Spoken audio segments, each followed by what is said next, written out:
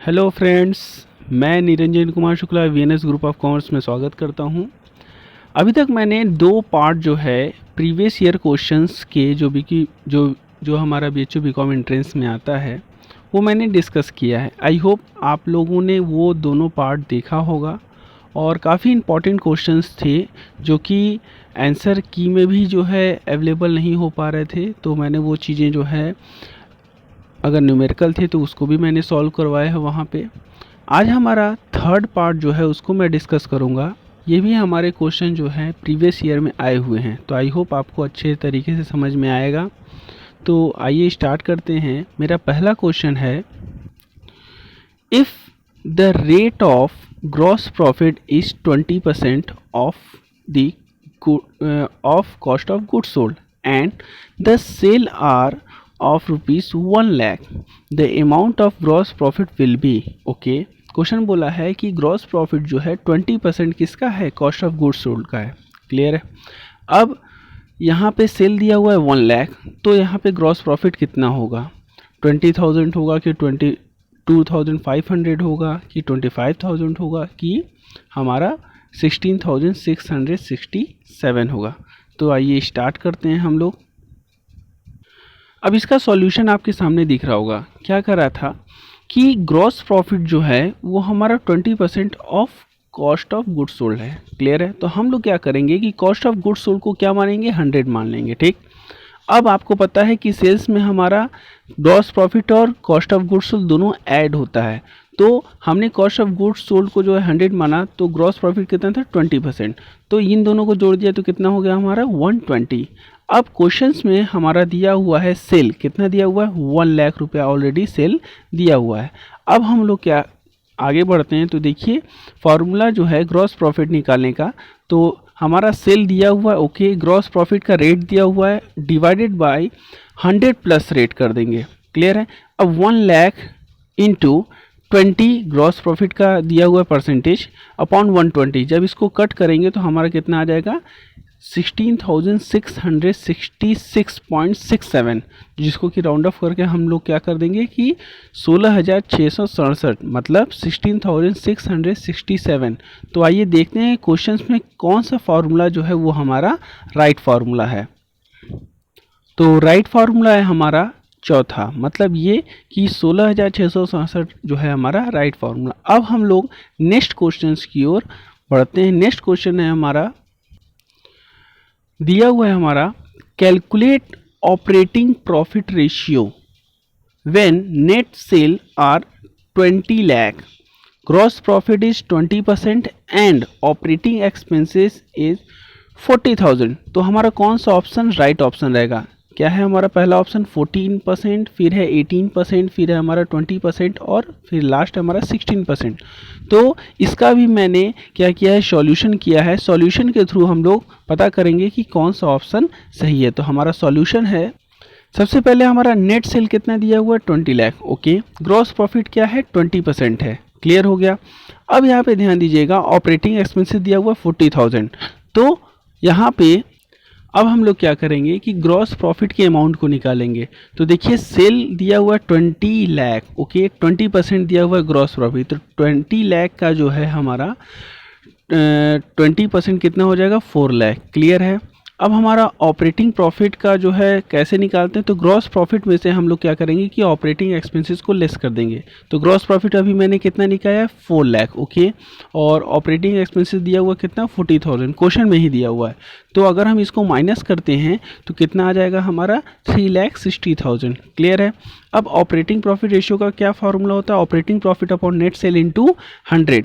तो मैं आपको बता दूं इसका जो है कितना है ऑपरेटिंग प्रॉफिट दिया हुआ है हमारा कितना, 3,60,000। क्लियर है। अब देखिए यहाँ पे 3,60,000 दिया हुआ है हमारा क्या, ऑपरेटिंग प्रॉफिट। डन। अब डिवाइडेड बाय नेट सेल कितना दिया हुआ हमारा, 20 लाख दिया हुआ है। क्लियर है। अब 20 लाख मैंने यहाँ पे लिख दिया, multiply by 100 according to formula. अब यहाँ पे मैं अगर काटता हूँ इसको तो ये आ गया हमारा 2 1 जा 2 और 2 8 जा 16 मीन्स कितना आ गया हमारा, 18%। तो अब आइए स्टार्ट कर देखते हैं हम लोग कि कौन सा ऑप्शन हमारा राइट ऑप्शन। 18% हमारा दिया हुआ है थर्ड ऑप्शन, तो इसका मतलब हमारा थर्ड ऑप्शन जो है राइट ऑप्शन है। आई होप आपको ये क्वेश्चन समझ में अच्छे से आ गया होगा। अब हम लोग नेक्स्ट क्वेश्चन की ओर ध्यान देते हैं। अब नेक्स्ट क्वेश्चन को तरफ हम जाने से पहले मैं आपसे ये बोलना चाहता हूँ कि मैं लास्ट क्वेश्चन ऐसा रहता है जिसको कि मैं नहीं कराता हूँ, मैं आप लोग को बोलता हूँ कि कमेंट बॉक्स पे आप लोग करिए, वो काफ़ी इजी क्वेश्चन रहता है। अब ये मैं क्यों देता हूँ, क्योंकि मैंने जो है प्रीवियस में 4 जो है पार्ट रेशियो एनालिसिस के मैंने डीपली जो है बताया है आप लोगों को, एक्सप्लेन करने के साथ साथ फॉर्मूले भी बताए हैं, तो वो काफ़ी यूज़फुल रहेगा आपको इस क्वेश्चंस को, वो वाली जो मैं क्वेश्चन छोड़ रहा हूँ उसको सॉल्व करने में, तो इसको ध्यान दीजिएगा। और अब हम लोग नेक्स्ट क्वेश्चन की ओर ध्यान देते हैं। नेक्स्ट क्वेश्चन है हमारा, financial statement analysis does not include. Financial statement analysis में क्या इंक्लूड नहीं किया जाता। अब यहाँ पे 4 ऑप्शन दिया हुआ है। पहला हमारा ट्रेंड एनालिसिस, दूसरा है हमारा फंड फ्लो एनालिसिस, तीसरा है हमारा कैश फ्लो एनालिसिस और चौथा है हमारा इनकम स्टेटमेंट। तो मैं आपको बता दूं, लाइन से जो है हमारा फाइनेंशियल स्टेटमेंट एनालिसिस में इंक्लूड किया जाता है। तो हमारा इस क्वेश्चन के अकॉर्डिंग राइट ऑप्शन क्या है, हमारा इनकम स्टेटमेंट एनालिसिस। इसको जो है हम लोग फाइनेंशियल स्टेटमेंट एनालिसिस में इंक्लूड नहीं करते हैं। अब हम लोग जो है नेक्स्ट क्वेश्चन की ओर ध्यान देंगे। नेक्स्ट क्वेश्चन है हमारा, the flow of fund is said to have taken place when. मतलब ये कि कौन से जो 4 ऑप्शन दिया हुआ है उसमें हमारा फंड जो है फ्लो हो रहा है। तो पहला ऑप्शन है हमारा sale is paid to creditor, दूसरा है हमारा sale is receive from debtor, तीसरा है हमारा machinery is purchase for cash और लास्ट है हमारा in all of the above. तो ध्यान दीजिएगा, ये गलती कभी मत करिएगा कि अगर क्वेश्चन में ऑल ऑफ दी अबव दिया हुआ तो उस पर टिक कर ले। क्लियर है, क्वेश्चन को समझिए क्या कर रहा है। अब यहाँ पे हमारा देखिए कि फ्लो ऑफ फंड की बात कर रहा है, तो अगर हम लोग जो है क्रेडिटर को अगर हम पेमेंट करते हैं तो यहाँ पे हमारा जो है ध्यान दीजिएगा कि अब यहाँ पे पहला ऑप्शन बताने से पहले मैं आपको बता दूं कि फंड का मतलब होता है नेट वर्किंग कैपिटल। मतलब ये कि हम लोग जब करेंट असेट और करेंट लायबिलिटी जो है जब एक साथ इफ़ेक्ट हो रहा हो तो हमारा जो है फंड फ्लो नहीं होता है। तो यहाँ पे देखिए cash is paid to creditor, अगर मैंने क्रेडिटर को पे किया तो यहाँ पे देखिए करेंट लायबिलिटी है हमारा क्रेडिटर और करेंट असेट है हमारा कैश। तो यहाँ पे एक साथ जो है करेंट असेट भी इफेक्ट में आ रहे हैं और करेंट लायबिलिटी भी, तो यहाँ पे हमारा फंड फ्लो नहीं होगा। नेक्स्ट है हमारा cash is receive from debtor. अब देखिए ये दोनों भी एक साथ इफेक्ट हो रहे हैं, मतलब ये कि करेंट एसेट मतलब ये कि डेटर्स कम हो रहा है और कैश हमारा इंक्रीज हो रहा है, तो यहाँ पे भी हमारा फंड फ्लो नहीं होगा। लास्ट हमारा machine is purchase for cash, simple सी बात है, फिक्स एसेट आ रहा है और कैश जा रहा है, तो यहाँ पे हमारा फंड फ्लो इफेक्ट होगा। तो ऑप्शन नंबर जो है वो हमारा तीसरा जो है राइट ऑप्शन है। आई होप आपको ये क्वेश्चन अच्छे से समझ में आया होगा। अब हम लोग नेक्स्ट क्वेश्चन की ओर ध्यान देते हैं। नेक्स्ट क्वेश्चन दिया हुआ है, which one of the following is not an application of fund. अब आपको पता होना चाहिए कि एप्लीकेशन ऑफ फंड होता क्या है। तो एप्लीकेशन ऑफ फंड का मतलब होता है यूजेज ऑफ फंड, कि आपने उस पैसे का यूज़ कहाँ किया है। क्लियर है। अब इस क्वेश्चन के अकॉर्डिंग जो है नहीं है, इसको आप लोग याद रखिएगा। क्या बोला है कि नहीं है, ठीक है। तो मैक्सिमम जो स्टूडेंट्स हैं ये नॉट को ना ध्यान दे करके डायरेक्ट जो है एप्लीकेशन ऑफ फंड देखते हैं और तुरंत क्वेश्चंस पे टिक कर देते हैं। तो यहाँ पे एप्लीकेशन ऑफ फंड नहीं है, तो पहला देखिए क्या लिखा हुआ, रीपेमेंट ऑफ लोन। ये आपका जो है एप्लीकेशन ऑफ फंड, मतलब कि फ़ंड का आपने यूज़ किया है। क्यों? क्योंकि अगर लोन को पे कर रहे हैं तो आपका कैश जाएगा। फिर देखिए हमारा कि redemption of preference share, simple सी बात है, अगर हम प्रेफरेंस शेयर का रिडेम्पशन कर रहे हैं तो इसमें भी हमारा क्या हो रहा है, कैश जा रहा है। अगर डिविडेंड को पे कर रहे हैं तो भी हमारा क्या हो रहा है, कैश जा रहा है। मतलब यहाँ पे एप्लीकेशन ऑफ फंड हो रहा है।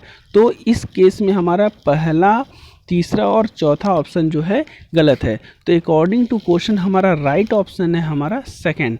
इसमें क्या हो रहा है कि इसमें हमारा फंड का जो है यूज़ नहीं हो रहा है, एप्लीकेशन नहीं किया जा रहा है। क्यों? क्योंकि असेस्ट को जो है एक्वायर कर रहा है किसके भी आप पे, इक्विटी शेयर इशू के। तो यहाँ पे कोई भी फंड फ्लो नहीं हुआ है और न ही हमारे फंड का यूज़ हुआ है। तो आई होप ये क्वेश्चन आपको समझ में आ गया होगा। इस क्वेश्चन में देखिए क्या कर रहा है, लिस्ट 1 और लिस्ट 2 दिया हुआ है और कहा है कि select the correct answer using the code given below the list. तो सबसे पहला लिस्ट 1 में जो आइटम दिए हुए क्या है, cash paid to supplier for raw material, दूसरा हमारा कैश पेमेंट ऑफ डिविडेंड और तीसरा हमारा इंटरेस्ट रिसीव ऑन इन्वेस्टमेंट। और लिस्ट 2 में जो एक्टिविटी दिया है मतलब किस एक्टिविटी में जाएगा, तो पहला हमारा ऑपरेटिंग एक्टिविटी, दूसरा हमारा इन्वेस्टिंग एक्टिविटी और तीसरा हमारा फाइनेंसिंग एक्टिविटी।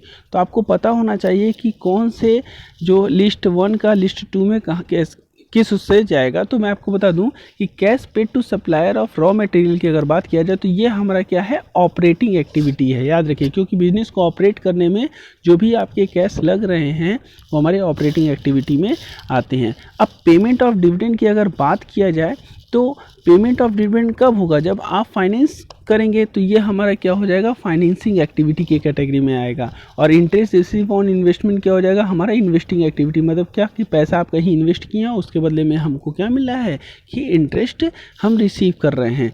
तो यहाँ पे देखिए पहले का पहला है और बी का जो है वो तीसरा है और सी का जो है दूसरा है। तो ऑप्शन देखिए, ऑप्शन क्या है हमारा, कोड ए, मतलब कोड ए में क्या है कि पहले का पहला दिया हुआ है, बी का जो है तीसरा दिया हुआ है और सी का जो है हमारा क्या दिया हुआ है, दूसरा दिया हुआ। तो इसका मतलब कि हमारा पहला ही ऑप्शन क्या है, राइट ऑप्शन है। तो यहाँ पे पहला ऑप्शन हमारा क्या रहेगा, राइट ऑप्शन रहेगा। अगर हिंदी में देखा जाए तो हिंदी में भी देखिए ये दिया हुआ है आपका, पहले का पहला हो जाएगा, ठीक है, दूसरे का जो है वो तीसरा हो जाएगा और तीसरे का जो वो हमारा दूसरा हो जाएगा। तो आई होप ये क्वेश्चन आपको अच्छे से समझ में आ गया होगा। अब हम लोग नेक्स्ट क्वेश्चन की ओर जाते हैं। नेक्स्ट क्वेश्चन देखिए क्या लिखा हुआ है, according to AS3 cash proceed from issue of share, मतलब क्या कि शेयर को इशू किया है जिससे कि हमको कैश मिला, ये कौन सी एक्टिविटी की कैटेगरी में जाएगा। तो मैं आपको बता दूं 3 ऑप्शन दिया और चौथा ऑप्शन जो है वो हमारा नन ऑफ 3 दिया, मतलब इनमें से कोई नहीं दिया हुआ है। तो मैं आपको बता दूं यहाँ पे हमारा फाइनेंसिंग एक्टिविटी हमारा राइट ऑप्शन है। क्यों, क्योंकि अगर आप शेयर को इशू किए हो तो सिंपल सी बात है आप फाइनेंसिंग एक्टिविटी के कैटेगरी में आओ, क्योंकि आपने पैसे की ज़रूरत पड़ी तो आपने शेयर इशू किया और इससे अपनी कंपनी को जो है पैसे जो है रिसीव किया है, ठीक है। तो हमारा राइट ऑप्शन क्या है, सेकेंड ऑप्शन है, ठीक है। अब हम लोग नेक्स्ट क्वेश्चन की ओर ध्यान देते हैं। नेक्स्ट क्वेश्चन क्या है हमारा, नेक्स्ट क्वेश्चन हमारा कलेक्शन फ्रॉम बुक डेप्ट, क्लियर है। क्या क्या ऑप्शन है हमारा, इंक्रीज करेंट रेशियो, फिर दूसरा है हमारा डिक्रीज जो है करेंट रेशियो, तीसरा है हमारा no effect on current ratio और चौथा है हमारा नन ऑफ 3, इनमें से कोई नहीं। तो यहाँ पे बोला है कि कलेक्शन फ्रॉम बुक डेप्ट, बुक डेप्ट का मतलब होता है हमारा क्या, डेप्टर, बुक डेप्ट का मतलब क्या होता है हमारा, डेप्टर। तो आप लोग अच्छे से इसको ध्यान में रखिएगा। तो हमारा बुक डेप्टर क्या है, हमारा करेंट असेस्ट है। तो अगर करेंट असेस्ट में की अगर बात किया जाए तो डेटर से अगर पैसा मिला है तो क्या मिला है, कैश मिला है, तो कैश भी तो हमारा करेंट असेस्ट है। तो यहाँ पे एक कम हुआ और एक जो है बढ़ा, तो यहाँ पे जो है क्या किसी भी चीज़ की चेंजेस हुए हैं, नहीं चेंज हुए। तो यहाँ पे हमारा तीसरा ऑप्शन जो है राइट ऑप्शन है, no effect on current ratio. क्यों, क्योंकि एक साथ जो है हमारे करेंट रेशियो इफेक्ट में आ रहा है, एक करेंट असिस्ट हमारा कम हो रहा है तो दूसरा करेंट असिस्ट हमारा बढ़ रहा है। तो यहाँ पे तीसरा ऑप्शन जो है हमारा क्या रहेगा, राइट ऑप्शन रहेगा। नेक्स्ट क्वेश्चन देखिए क्या लिखा हुआ है, the comparative financial statement show, क्या है, पहला है एब्सोल्यूट फिगर इन रुपी, दूसरा है हमारा increase and decrease in absolute figure, तीसरा है हमारा एब्सोल्यूट डेटा इन परसेंटेज और चौथा है लास्ट है हमारा ऑल ऑफ दी 3, मतलब इनमें से सभी। तो मैं आपको बता दूं इनमें से सभी जो है इसका राइट ऑप्शन है। क्यों, क्योंकि यहाँ पे जो है क्वेश्चन में दिया हुआ है कंपैरेटिव फाइनेंशियल स्टेटमेंट में ये तीनों जो क्वेश्चन जो ऑप्शन दिए हुए हैं वो इंक्लूड किए जाते हैं।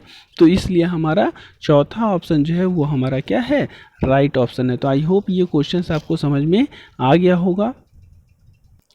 अब नेक्स्ट क्वेश्चन है हमारा जो कि लास्ट क्वेश्चन है, क्या दिखा हुआ है, which of the following is an example of non cash expenses. 4 option दिया हुआ है, डेप्रिशिएशन, दूसरा है हमारा वेजेस एंड सैलरी, तीसरा हमारा रेंट ऑफ द प्रीमाइजेस और लास्ट ऑप्शन है हमारा टेलीफोन एक्सपेंसेस। तो आपको पता होना चाहिए कि नॉन कैश एक्सपेंडिचर क्या होता है। तो मैं केवल हिंट दे रहा हूँ, ऑप्शन में नहीं बताऊंगा। ऑप्शन आप जो है कमेंट बॉक्स में कमेंट करिएगा कि क्या ऑप्शन हमारा राइट है। तो नॉन कैश एक्सपेंसेस का मतलब होता है कि वे एक्सपेंस जिसको कि हम लोग कैश में नहीं करते हैं। क्लियर हो गया कि वे एक्सपेंस जिसको हम लोग कैश में नहीं करते हैं क्या कहलाता है, नॉन कैश एक्सपेंसेस। तो आई होप आप लोग को जो मैंने हिंट दिया आप लोग समझ में आ गया होगा। तो इसको जो है कमेंट बॉक्स में करिएगा कि कौन सा हमारा राइट ऑप्शन है। क्लियर है।